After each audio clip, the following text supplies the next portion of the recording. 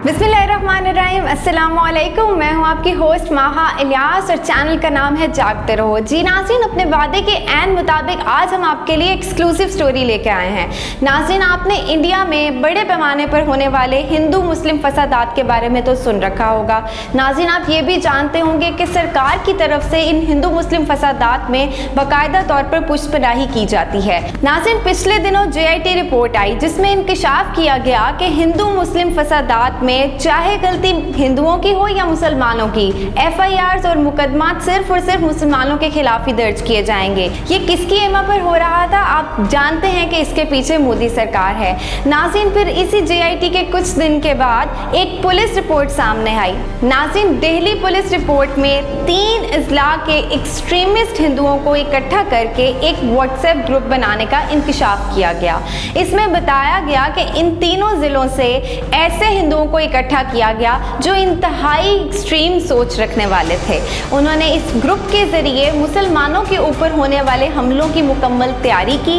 इसमें से एक ग्रुप का काम था मुकम्मल हथियार फराहम करना, जबकि दूसरे ग्रुप का काम था इस ग्रुप की पुष्पनाही करना, और तीसरा ग्रुप ये करता था कि गली मोहल्ले में छोटे मोटे फसादात करके पुलिस की मुकम्मल तवज्जो अपनी तरफ कर लेता था, ताकि पहले 2 ग्रुप अच्छे तरीके से अपने काम को सर अंजाम दे सकें। नाज़रीन, इसी तरह के इंकशाफात से भरी हुई आज की ये रिपोर्ट, जिसमें हम आपको एक एक बात और हर तरह की डिटेल देने वाले हैं, मगर इसके लिए आपको करना है हमारे चैनल को सब्सक्राइब और साथ ही दबाना है बेल आइकॉन का बटन। तो बढ़ते हैं इसकी तफसील की तरफ।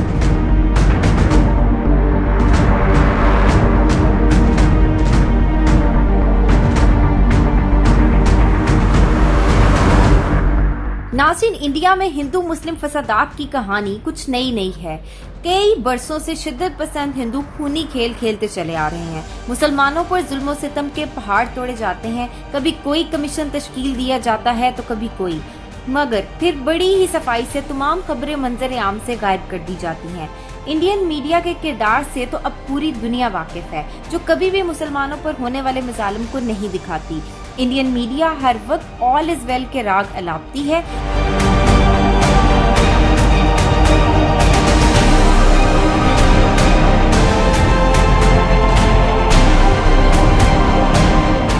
नाज़रीन, बाबरी मस्जिद की शहादत के बाद से मोदी के अज़ाइम मजीद घनौने हो गए हैं। पूरे भारत में शिद्दत पसंद हिंदुओं को उकसाया गया और फिर जो हुआ वो पूरी दुनिया ने देखा। शिद्दत पसंद हिंदुओं ने बड़े मुनज़्ज़म तरीके से कार्रवाई की, कई मुसलमानों को शहीद और सैकड़ों को जख्मी किया। कई औरतों की यहाँ तक इस्मत बुरी की गई। मुसलमानों की पूरी बस्तियां जला दी गई, मगर कसाई मोदी के कान पर जूं तक न रेंगी। हस्बे मामूल एक JIT भी तश्कील दी गई, जिसकी रिपोर्ट आने पर मुसलमानों को मजीद दुख पहुंचा।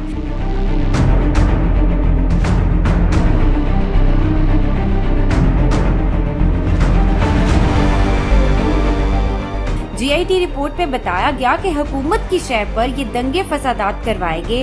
दिल्ली पुलिस खामोश तमाशाई बनी रही। पुलिस के सामने शिद्दत पसंद हिंदुओं ने मुसलमानों के खून से सड़कों को रंगीन कर दिया, मगर पुलिस बिल्कुल खामोश रही। मजीद ये भी इंकशाफात किए गए कि जिन सहाफियों ने भी असल हकायक से पर्दा उठाने की कोशिश की, पुलिस ने उनके खिलाफ न सिर्फ मुकदमात बनाए बल्कि उन्हें शदीद तशद्दुद का निशाना भी बनाया।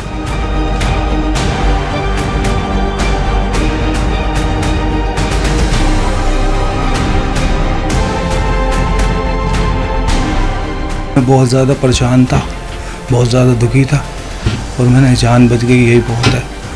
माल तो फिर देखा जाएगा जो होगा। 3 दिन तक तो हम सोए नहीं है, रात भर अपने बच्चों की सबकी रखवाली करी, अपनी बहुओं की कि कैसे क्या होएगा। बच्चे छोटे सारे बाहर निकलने के लिए तड़प रहे कि हम बाहर कैसे जाएं, तो बच्चों को घरों के अंदर बंद करके रखा हमने। मारा पीटा है, घर में तोड़ा फाड़ी करी है, सारा सामान वान जला दिया, और क्या करें, ऐसी हालत में मारा भी हमें। मंगल के दिन आए थे हम, 3 घर थे वो भी जला दिए, सारा एक भी कुछ सामान नहीं छोड़ा। वाइटल्स ऑर्गन को जो है चुन के मारा गया, ऐसे तक जैसे एक एनाटॉमी जानने वाला, बॉडी का एनाटॉमी जानने वाला बंदा ने जो है इसको चुन के मेडिकल प्रोफेशन से ताल्लुक़ रखने वाले बंदे ने जो 2 इंजरी आई थी और भी जो यहाँ के हॉस्पिटलों में जो इंजरी थी उनका भी हमने देखा है, उनका भी ऐसी हालत है। हमारा मानवता का औचित्य क्या है, हमारा एग्जिस्टेंस का औचित्य क्या है, हमारा पैदाइश का औचित्य क्या है। हम पैदा ही इसीलिए किए गए थे कि हम जो है एक दूसरे की मदद करें, इंसानियत को कायम करें, इसलिए पैदा किए गए थे। मैं कभी नहीं सोच सकता था कि एम्बुलेंस को भी रोक दिया जाएगा। युद्ध के दरमियान भी एम्बुलेंस की एंट्री होती है। फिर हुकूमत पर दबाव मजीद बढ़ता चला गया और पुलिस ने अपनी साख बचाने के लिए और हुकूमत की हिमायत हासिल करने के लिए एक आला सतह की कमेटी तश्कील दी, जिसकी रिपोर्ट गुज़िश्ता दिनों आई, जिसमें बताया गया कि शिद्दत पसंद हिंदुओं ने एक व्हाट्सएप ग्रुप बनाया जिसमें 13 अजला से शिद्दत पसंद हिंदुओं को ऐड किया गया। ग्रुप को 3 धड़ों में तकसीम किया गया, जिसमें से एक ग्रुप का काम गोला बारूद, हथियार और तलवारें फराहम करना था, जबकि दूसरे ग्रुप का काम पुलिस का ध्यान बटाना था और तीसरे ग्रुप का काम ये खूनी खेल खेलना था।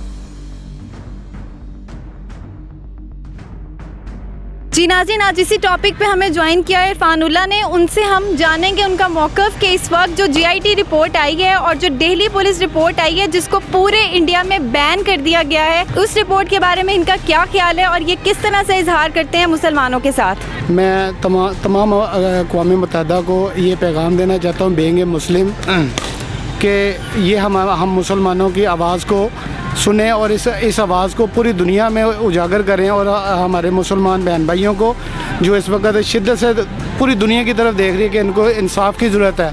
जो GIT की रिपोर्ट दबाई जा रही है, GIT की रिपोर्ट जो है ना, इसको पब्लिक किया जाए और तमाम मुसलमानों की दादरसी की जाए। और अगर ये दादरसी नहीं करते तो मुसलमान अल्हम्दुलिल्लाह ये नबी करीम सल्लल्लाहु अलैहि वसल्लम की जिहाद के रास्ते पर चलने वाली कौम है। जी नाज़रीन, हमारे साथ मौजूद हैं शहबाज साहब। हम उनसे उनका मौक़िफ़ जानेंगे कि हिंदुस्तान में मुसलमानों के साथ बढ़ती हुई बर्बरियत और GIT रिपोर्ट को दबा देना, वो इस बारे में क्या कहते हैं। जी शहबाज साहब। सबसे पहले तो ये बहुत बड़ा जुल्म है, ये मुसलमानों के साथ हो या किसी भी कम्युनिटी के साथ हो। हिंदुस्तान का जो ये मंसूबा है इसे बेनकाब करना है कि मुसलमानों को जो जिस तरह जुल्म सितम कत्ल गारत का निशाना बना रहे हैं कश्मीर में भी, और अब तो इंडिया में ख़ुद अक़लियतें सारी ही परेशान हैं मुसलमानों के अलावा भी। लेकिन जिस तरह ये GIT रिपोर्ट को दबाने की कोशिश कर रहे हैं, मीडिया पे नहीं हाईलाइट कर रहे, उनका मीडिया भी इस पर सियासत कर रहा है। जी नाज़रीन, हमारे साथ मियाँ हमज़ा फजल साहब मौजूद हैं जो कि बताएंगे कि इंडिया में होने वाले हिंदू मुस्लिम फसादात पर आने वाली जो GIT रिपोर्ट है उसको दबाने के बाद वो कैसा महसूस कर रहे हैं, मुसलमानों के साथ होने वाली जो ज़्यादती है उसके बारे में उनका क्या ख्याल है। ये तो अब किसी से बाइद नहीं है, इंटरनेशनली बैन अवी तौर पर ये चीज़ अंडरस्टूड है, सबको पता चल चुका है। अब ये माशाल्लाह पाकिस्तान ने बहुत अच्छा अपना केस लड़ा है और दुनिया को जो है वो बावर करवा चुकी है वो कि इंडिया के अंदर जो ज़ालिम कश्मीरियों पे हो रहे हैं और इवन मुसलमान अक़लियतों पे हो रहे हैं आसाम में, और ये चीज़ अब छुपी नहीं है। लेकिन बड़े अफसोस के साथ कहना पड़ता है कि आलमी जो इदारे हैं, UN और ह्यूमैनिटेरियन जो एसोसिएशंस हैं, उनका रद्द-ए-अमल बहुत अफसोसनाक है और ये बिल्कुल उसकी अक्कासी करता है जो आलमी तौर पे एक मुस्लिम्स को आइसोलेट किया हुआ है और उनको एक खुला लाइसेंस टू किल दिया हुआ है कि आप उन पे कोई भी मज़ालिम जो है उठा सकते हैं। जी नाज़रीन, हमारे साथ अली शराज मौजूद हैं जो हमें बताएंगे कि इंडिया में होने वाले इस वाक़े पे वो किन अल्फाज में इज़हार मज़म्मत करते हैं। जी अस्सलाम वालेकुम। मैं इस चीज़ को कंडेम करता हूँ कि मोदी जो है ना वो बहुत गलत कर रहा है, उसको ये नहीं करना चाहिए, ठीक है ना। और हमें चाहिए कि हम आपस में इत्तेफाक से रहें, प्यार मोहब्बत से रहें, ना कि लड़ाई झगड़े से, क्योंकि लड़ाई झगड़े से कुछ भी नहीं बनता। जी नाज़रीन, हमारे साथ मौजूद हैं तनवीर अहमद साहब जो हमें बताएंगे कि वो किन अल्फाज में इंडिया में होने वाली इस GIT रिपोर्ट जिसको पब्लिक करने की बजाय दबा लिया गया है, वो किन अल्फाज में इसकी मजम्मत करते हैं। हमारी हुकूमत को चाहिए कि इसके ना एक्शन ले और सब जो सियासी आदमी हैं इनको सबको चाहिए कि इस बात पे जो है ना अपना एक्शन लेना चाहिए इनको। तो एक्शन किस तरह लें? किस तरह ले कि सब मुसलमान इकट्ठे हों और मोदी के ख़िलाफ़ जो है ना कार्रवाई करें, रेट करें इनके। जी नाज़रीन, तो आपने अपने फीडबैक से हमें बताना है कि आपको हमारी स्टोरीज़ कैसी लग रही हैं। साथ ही साथ हमें आपकी सपोर्ट की ज़रूरत है। चैनल को सब्सक्राइब कीजिए ताकि मुसलमानों के साथ होने वाले जुल्म सितम और आलम इस्लाम के ख़िलाफ़ होने वाली साजिशों से हम पर्दा उठा सकें। यकीन कीजिए नाज़रीन, आपकी सपोर्ट के बगैर हम कुछ भी नहीं हैं। अपनी मेज़बान माहा इलियास को इजाज़त दीजिए। चैनल को लाइक कीजिए, शेयर कीजिए और सब्सक्राइब कीजिए। अल्लाह हाफ़िज़।